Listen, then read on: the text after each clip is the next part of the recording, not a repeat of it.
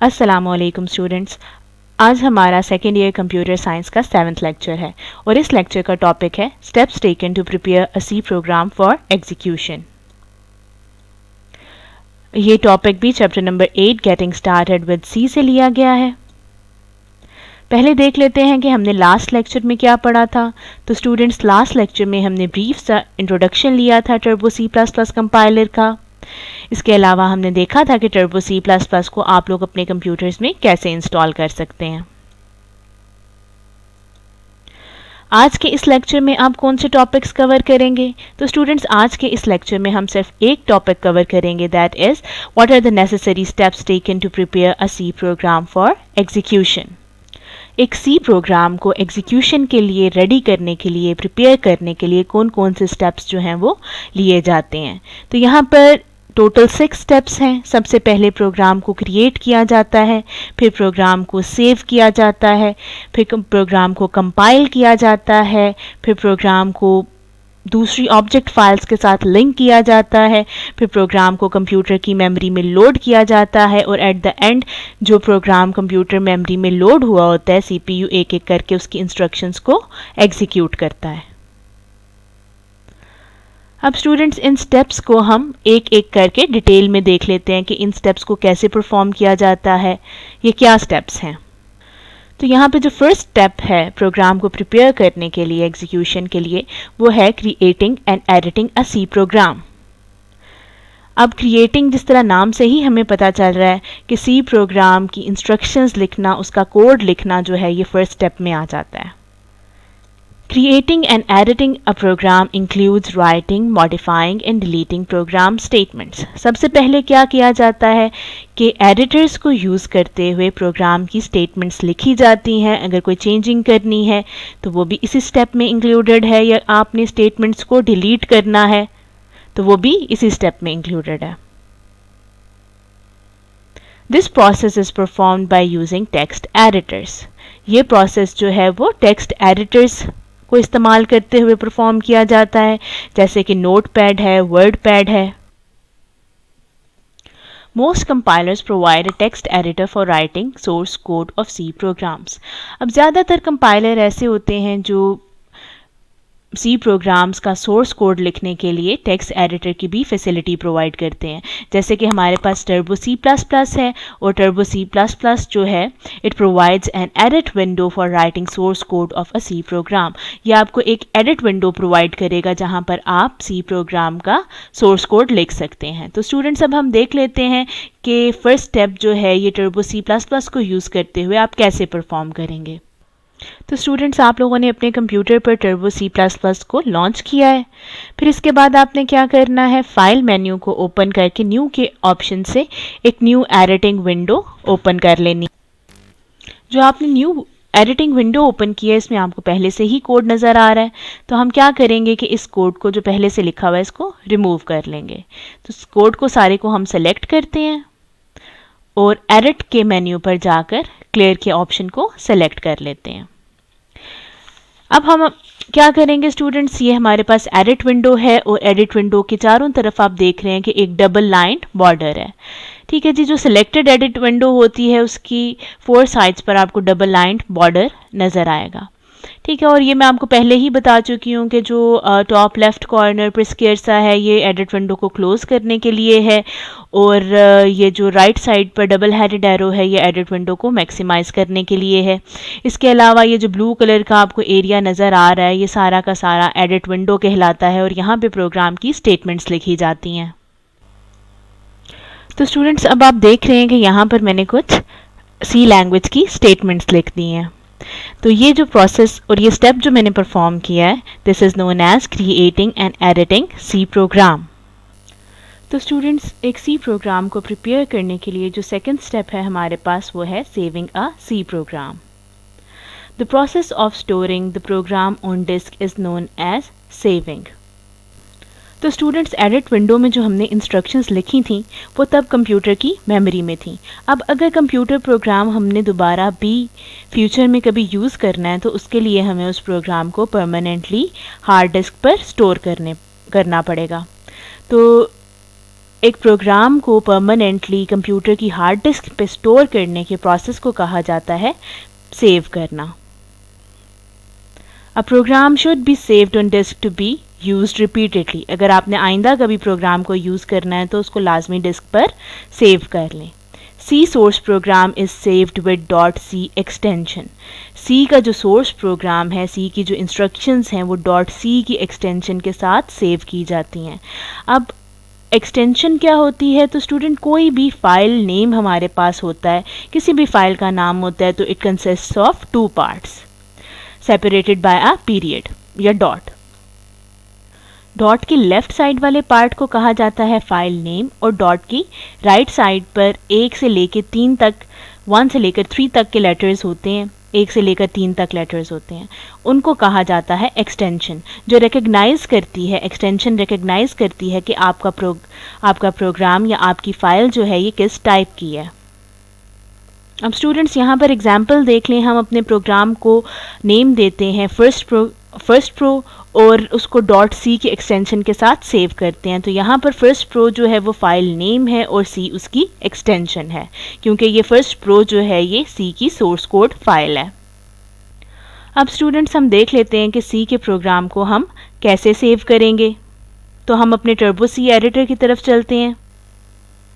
तो students first step में जो हमने सोर्स कोड फाइल क्रिएट की थी वो ये है।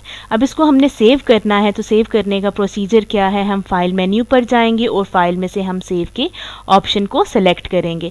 या इसके अलावा सेव के साथ आप देख रहे हैं यहाँ पर F2 लिखा हुआ है, तो सेव करने के लिए शॉर्टकट की है F2। तो हम F2 दबाकर भी प्रोग्राम को सेव कर सकते हैं या फाइल मेन्यू में से सेव को सेलेक्ट करके भी प्रोग्राम को सेव कर सकते हैं। अब यहाँ पर फाइल नेम हमने लिखना है, तो हम लिख लेते हैं फर्स्ट प्रो .c। अभी मैंने पाथ नहीं दिया फाइल का, तो इसका मतलब ये है कि बाय डिफ़ॉल्ट ये बिन डायरेक्टरी में सेव हो जाएगी। ओके कर देते हैं। तो स्टूडेंट्स हमारी फाइल जो है यहाँ पर सेव हो गई है। तो स्टूडेंट्स प्रोग्राम को सेव करने के बाद प्रोग्राम को कंपाइल किया जाता है। The process of converting source program into object program is known as compiling. Compiling किसे कहते हैं जी? सोर्स प्रोग्राम को ऑब्जेक्ट प्रोग्राम में कन्वर्ट करने के प्रोसेस को कंपाइलिंग कहा जाता है। The source program consist of C statements that can not be executed by computer directly. Source program में सी की स्टेटमेंट्स होती हैं जो कंप्यूटर डायरेक्टली एग्जीक्यूट नहीं कर सकता। और कंपाइलर क्या करता है जी? It converts source program into object program. Compiler source program को एक ऑब्जेक्ट प्रोग्राम में कन्वर्ट करता है and saves it in a separate file with .obj extension. अब ये जो ऑब्जेक्ट प्रोग्राम होता है उसको एक सेपरेट फाइल में कंपाइलर सेव कर लेता है और उस फाइल की एक्सटेंशन होती है .obj। ऑब्जेक्ट फाइल की एक्सटेंशन है .obj। The source program cannot be compiled if it contains any syntax error. अगर सोर्स प्रोग्राम में किसी भी किस्म का कोई सिंटेक्स एरर होगा तो सोर्स प्रोग्राम सक्सेसफुली कंपाइल नहीं हो पाएगा। The compiler generates error message to describe the cause of error. Compiler जो है वो एक एरर मैसेज जनरेट कर देगा जो बताएगा कि ये एरर क्यों अकर हुआ है। All errors must be removed to successfully compile a source program. अगर आप एक सोर्स प्रोग्राम को सक्सेसफुली ऑब्जेक्ट प्रोग्राम में कन्वर्ट करना चाहते हैं तो उसमें से सारे एरर्स पहले रिमूव करने होंगे। चलिए स्टूडेंट्स अब देख लेते हैं कि टर्बो C++ में हमने जो प्रोग्राम क्रिएट किया है और उसको सेव किया है उसको हम कंपाइल किस तरह से करेंगे।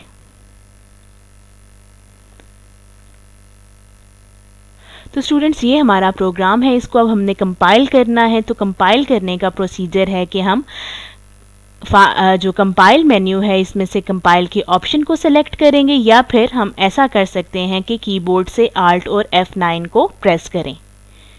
ठीक है, अब ये देखें हमने कंपाइल के ऑप्शन को सेलेक्ट किया है तो हमारे पास यहाँ पर मैसेज आ गया है कि कंपाइलेशन प्रोसेस सक्सेसफुल है, क्योंकि इस प्रोग्राम में कहीं कोई एरर नहीं है। अगर एरर होता कंपाइलेशन प्रोसेस सक्सेसफुल नहीं होना था। तो स्टूडेंट्स 4th स्टेप हमारे पास है लिंकिंग अ सी प्रोग्राम। प्रोग्राम को कंपाइल करने के बाद हम ऑब्जेक्ट कोड फाइल को दूसरी ऑब्जेक्ट फाइल्स के साथ लिंक करते हैं और इस प्रोसेस को कहा जाता है linking. The process of linking library files with object program is known as linking. Object program को लाइब्रेरी फाइल्स के साथ लिंक करने के प्रोसेस को कहा जाता है। अब स्टूडेंट्स, लाइब्रेरी फाइल्स में हमारे पास बहुत से लाइब्रेरी फंक्शंस होते हैं। अब ये लाइब्रेरी फंक्शंस बहुत से टास्क परफॉर्म करने के लिए यूज़ होते हैं, जैसे कि इनपुट और आउटपुट का टास्क परफॉर्म करने के लिए यूज़ होते हैं। तो ये ऐसे फंक्शंस होते हैं या ऐसा कोड होता है जो पहले से ऑलरेडी लिखा हुआ होता है, और अगर हमने कहीं कोई इनपुट आउटपुट फंक्शन परफॉर्म करना है तो हम क्या करेंगे कि ये पहले से जो हमारे पास रेडीमेड कोड होगा इसको अपनी ऑब्जेक्ट फाइल के साथ लिंक कर लेंगे। देखिए, वही चीज़ है कि library files are used to accomplish different task such as input and output. मुख्तलिफ टास्क जैसे कि इनपुट आउटपुट होता है, इस तरह के टास्क परफॉर्म करने के लिए लाइब्रेरी फाइल्स जो हैं वो यूज़ होती हैं। A library file must be linked with the object file before execution of program. अब प्रोग्राम के एग्जीक्यूशन से पहले हमने लाइब्रेरी फाइल्स को प्रोग्राम के साथ लिंक करना होता है। A program that combines object program with additional library files is known as linker. अब वो प्रोग्राम जो ऑब्जेक्ट प्रोग्राम को दूसरी लाइब्रेरी फाइल्स के साथ लिंक करता है, लाइब्रेरी फाइल्स के साथ कंबाइन करता है, उस प्रोग्राम को कहा जाता है लिंकर, और ये लिंकर होता है C++ कंपाइलर का part. The linker generates error message if the library file does not exist.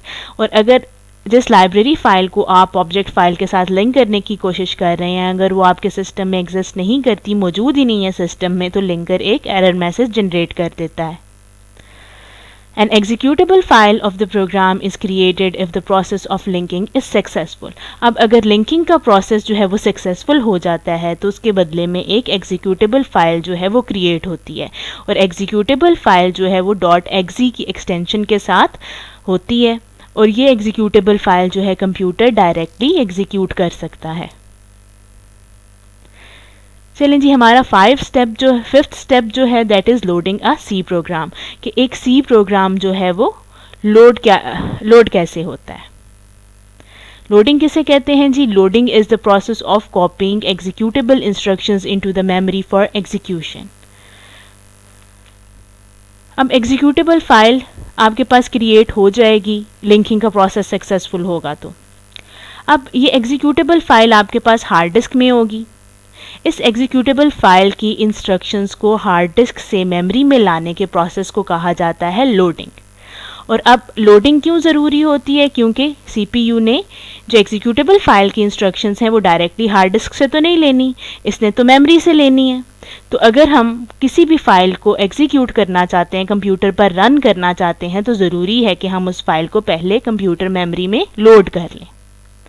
ठीक है जी, तो लोड करना क्या है? लोड करना होता है कि हार्ड डिस्क में से इंस्ट्रक्शंस को कंप्यूटर की मेमोरी में कॉपी कर देना। A program must be loaded in the memory in order to execute it. किसी भी प्रोग्राम को आपने एग्जीक्यूट करना है तो उसको पहले कंप्यूटर की मेमोरी में लोड करना होता है।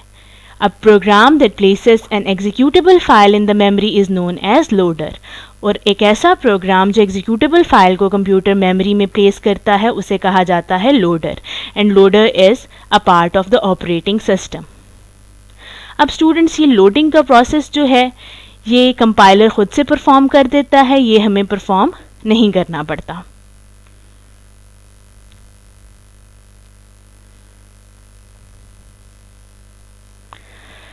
तो स्टूडेंट्स, अब हमारे पास सिक्स्थ स्टेप जो है that is execution of a C programme.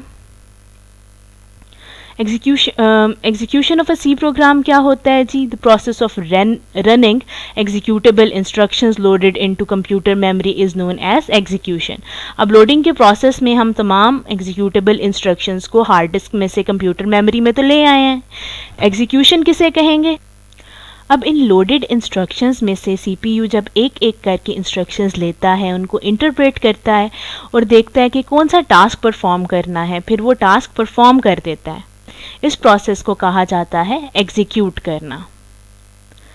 कोई भी प्रोग्राम जब एग्जीक्यूट होता है तो वो यही प्रोसेस फॉलो करता है। एक एक करके इंस्ट्रक्शंस जो हैं वो CPU में जाती हैं। CPU उनकी इंटरप्रिटेशन के बाद जो टास्क होता है वो परफॉर्म कर देता है, फिर नेक्स्ट इंस्ट्रक्शन लेता है और यही काम करता है, और वन बाय वन तमाम इंस्ट्रक्शंस को प्रोग्राम की एग्जीक्यूट कर देता है। The C program can be executed after compiling and linking. Linking और compiling और linking के बाद C program को कंप्यूटर execute कर सकता है। In this step, the instructions written in the program are executed by the CPU. इस last step में जो प्रोग्राम की instructions होती हैं CPU उनको रन कर देता है, उनमें जो भी टास्क कहा गया होता है वो टास्क परफॉर्म कर देता है। तो स्टूडेंट्स, यही थे 6 स्टेप्स हमारे प्रोग्राम को एग्जीक्यूशन के लिए प्रिपेयर करने के लिए। अब हमें जो प्रोग्राम हमने टर्बो सी में लिखा था उसको एग्जीक्यूट करके देख लेते हैं एक दफ़ा। तो स्टूडेंट्स, हमने लिंकिंग के प्रोसेस के एंड में नहीं देखा कि लिंकिंग का प्रोसेस किस तरह परफॉर्म किया जाता है। वैसे तो लिंकिंग का प्रोसेस जो है ये मैनुअली खुद से परफॉर्म करने की ज़रूरत नहीं पड़ती। जब हम प्रोग्राम को एग्जीक्यूट करते हैं लिंकिंग ऑटोमेटिकली परफॉर्म हो जाती है। लेकिन अगर आप मैनुअली करना चाहते हैं तो कंपाइल के मेन्यू में हमारे पास लिंक का ऑप्शन होगा। हम इसे क्लिक करेंगे तो देखिए लिंकिंग का प्रोसेस सक्सेसफुल हो गया है। इसका मतलब ये है कि बैक एंड पर हमारे पास एक एग्जीक्यूटेबल फाइल क्रिएट हो गई है प्रोग्राम की।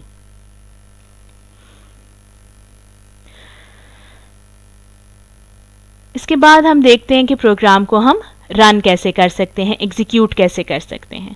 तो प्रोग्राम को रन करने के लिए यहाँ रन मेन्यू में से हम फर्स्ट ऑप्शन रन को सेलेक्ट करेंगे या कीबोर्ड पर से कंट्रोल और F9 को इकट्ठा प्रेस करके भी हम प्रोग्राम को एग्जीक्यूट कर सकते हैं। हमने रन किया है तो देखिए हमें कोई आउटपुट नज़र नहीं आया। तो आउटपुट देखने के लिए हमारे पास जो शॉर्टकट की है वो Alt+ F5 है, या इसके अलावा हम विंडो के मेन्यू में से यहाँ पर यूज़र स्क्रीन के ऑप्शन को सिलेक्ट कर सकते हैं। तो स्टूडेंट्स, हम देख सकते हैं कि Alt F5 प्रेस करने के बाद हमारे पास आउटपुट पर हेलो वर्ल्ड लिखा हुआ आ गया है।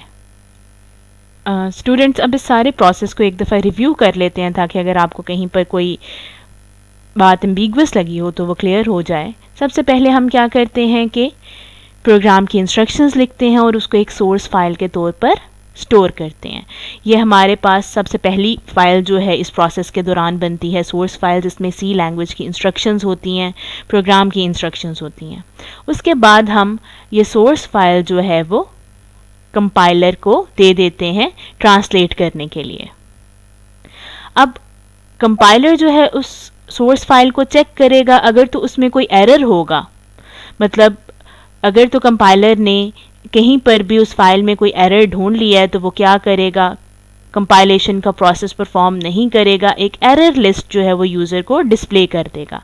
फिर यूज़र ने क्या करना होगा, उन एरर्स को करेक्ट करना होगा, और एरर्स को करेक्ट करने के बाद वही सोर्स फाइल हमारे पास एक एडिटेड वर्जन में मौजूद होगी। वो रिवाइज्ड सोर्स फाइल जो है कंपाइलर को दोबारा दी जाएगी ट्रांसलेशन करने के लिए। अब अगर सारे एरर्स रिमूव हो जाते हैं तो कंपाइलेशन का जो प्रोसेस है वो सक्सेसफुल हो जाएगा। लेकिन अगर अभी भी कोई एरर रह जाता है तो यहाँ पर जो हमें नज़र आ रहा है ये साइकिल कंटिन्यू रहेगा जब तक तमाम एरर्स जो हैं सोर्स कोड फाइल में से रिमूव नहीं हो जाते। तब तक यूज़र को एरर लिस्ट कंपाइलर डिस्प्ले कर देगा और यूज़र जो है वो एरर्स को करेक्ट करने के बाद दोबारा कंपाइलिंग की कोशिश करेगा। जब तमाम एरर्स रिमूव हो जाएंगे तो कंपाइलर ऑब्जेक्ट फाइल क्रिएट कर देगा, मतलब कंपाइलेशन का प्रोसेस सक्सेसफुल हो जाएगा और उसके नतीजे में कंपाइलर जो है एक ऑब्जेक्ट फाइल जनरेट कर देगा। अब ये जो ऑब्जेक्ट फाइल है ये लिंकर को दी जाएगी और लिंकर इसको सारी ज़रूरत की जो ऑब्जेक्ट फाइल्स होंगी या दूसरी लाइब्रेरी फाइल्स होंगी जो वो ऑब्जेक्ट फाइल यूज़ कर रही होगी उनके साथ लिंक अप कर देगा। अब अगर लिंकिंग का प्रोसेस सक्सेसफुल हो जाता है तो एग्जीक्यूटेबल फाइल क्रिएट हो जाएगी।